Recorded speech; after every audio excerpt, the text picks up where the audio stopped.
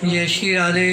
रामधारी गुप्ता, खंड 2, प्रतिलेखन संख्या 139, गति 100 शब्द प्रति मिनट।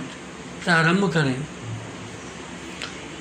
भाइयों और बहनों, मुझे आज यहाँ आकर और ग्रामीण प्रबंध संस्थान के दूसरे दीक्षांत समारोह में शामिल होकर बड़ी प्रसन्नता हुई है। बराम ग्रामीण प्रबंध संस्थान की स्थापना हमारी विशाल ग्रामीण अर्थव्यवस्था की प्रबंध संबंधी ज़रूरतों को पूरा करने के लिए की गई है। बराम मैं इस संस्थान के प्राधिकारियों को मुबारकबाद देना चाहूँगा जिन्होंने इस संस्थान की स्थापना के 2 वर्षों में ही अग्रणी कार्य किया है। बराम मैं उन छात्रों को भी बधाई देना चाहूँगा जिन्होंने यहाँ सफलतापूर्वक अपनी ट्रेनिंग पूरी की है और जो अब व्यावहारिक ज़िंदगी में कदम रखने जा रहे हैं।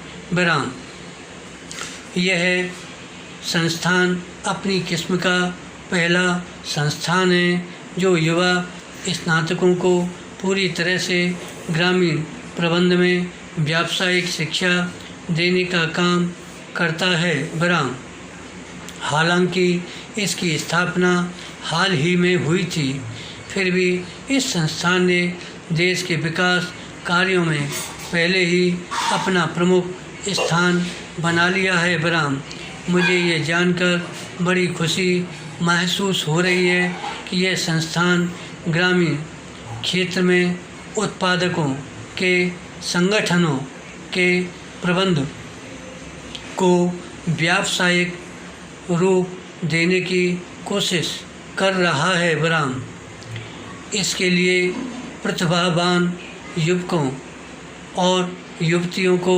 ग्रामीण प्रबंध में ट्रेनिंग दी जाएगी जिससे कि ऊंची योग्यता वाले नौजवान सक्रिय और कर्मठ प्रबंधकों का एक काडर बनाया जा सके। बराम इसके लिए प्रबंध कार्य में लगे मौजूदा अधिकारियों की कार्यकुशलता को बढ़ाया जाएगा और उनके सामने जो कार्य संचालन संबंधी समस्याएं हैं उनमें रिसर्च कराई जाएगी।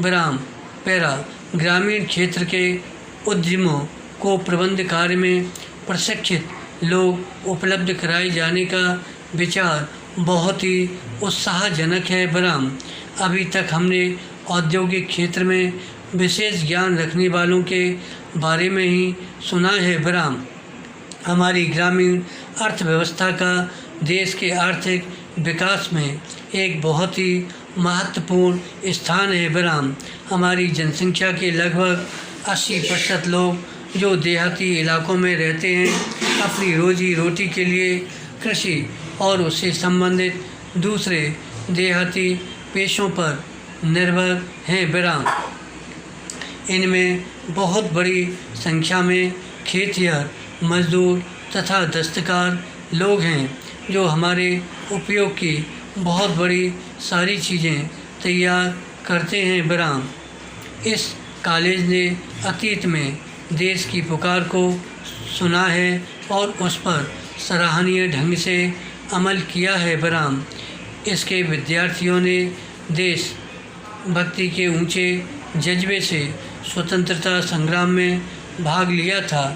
किसी भी शिक्षा प्रणाली के पीछे ऐसी ही भावना होनी चाहिए। बराम आज़ादी से पहले शिक्षा संस्थानों के वातावरण में आज़ादी की भावना भरी होती थी। बराम इसी प्रकार आज के हमारे शिक्षा संस्थानों में राष्ट्रीय अखंडता और मानवता की सेवा की भावना रहनी चाहिए। बराम मैं उम्मीद करता हूँ कि गुजरात कॉलेज के विद्यार्थी जो आज़ादी की लड़ाई में हमेशा आगे रहे हैं वे राष्ट्रीय एकता और राष्ट्रीय विकास की कोशिशों में दूसरे लोगों से पीछे नहीं रहेंगे। बराम मुझे बताया गया कि 7 वर्षों की अवधि में पूरी होने वाली 485 करोड़ रुपए की लागत वाले ऑपरेशन फ्लड द्वितीय स्टेज को ही हर साल ग्रामीण प्रबंध काडर के लगभग 400 नए स्नातकों की ज़रूरत है। धन्यवाद।